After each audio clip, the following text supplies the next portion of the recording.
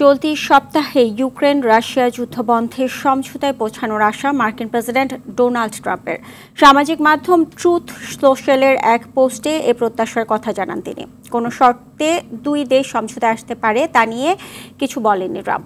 এদিকে ইস্টার সানডের দিন সাময়িক যুদ্ধবিরতি ভঙ্গ নিয়ে পাল্টাপাল্টি অভিযোগের তীর ছুঁড়েছে রাশিয়া ও ইউক্রেন। সামদানি প্রত্যয় রিপোর্টে থাকছে বিস্তারিত।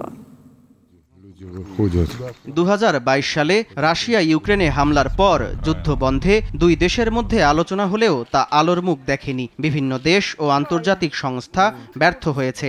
শান্তি প্রতিষ্ঠায় এবার উদ্যোগ নিয়েছে মার্কিন যুক্তরাষ্ট্র। গত জানুয়ারিতে ক্ষমতা গ্রহণের পর প্রেসিডেন্ট ট্রাম্প দুই দেশের মধ্যে সমঝোতার পথ খুঁজতে কূটনৈতিক আলোচনা চালিয়ে যাচ্ছেন।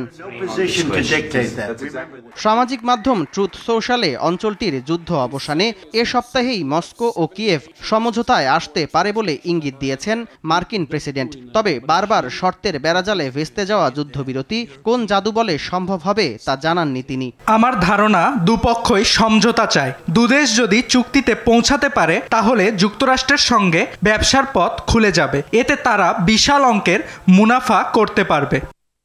গত শনিবার ইস্টার সানডে উপলক্ষে রাশিয়ার প্রেসিডেন্ট ভ্লাদিমির পুতিন 30 ঘণ্টার যুদ্ধবিরতির ঘোষণা দিলেও তা কার্যকর না হওয়ার জন্য একে অন্যকে দুষছে দুই দেশ।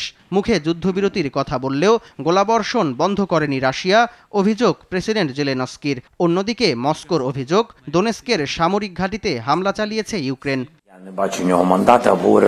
যুদ্ধবিরতির নামে গোলাবর্ষণ করে পুতিন প্রমাণ করলেন এই অঞ্চলের শান্তি নষ্টকারী আসলে কে। রাশিয়া ইতিমধ্যে 2000-এর বেশিবার যুদ্ধবিরতি লঙ্ঘন করেছে। প্রায় সব বড় ফ্রন্টলাইনে রাশিয়া নিজের দেয়া যুদ্ধবিরতির প্রতিশ্রুতি রাখতে ব্যর্থ হয়েছে। টানা 3 বছরের বেশি সময় ধরে চলা ইউক্রেন রাশিয়া যুদ্ধ বিশ্বের অর্থনীতিতে ভয়াবহ প্রভাব ফেলেছে।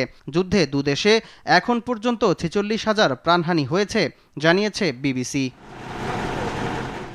সামদানি প্রত্যয়, RTV।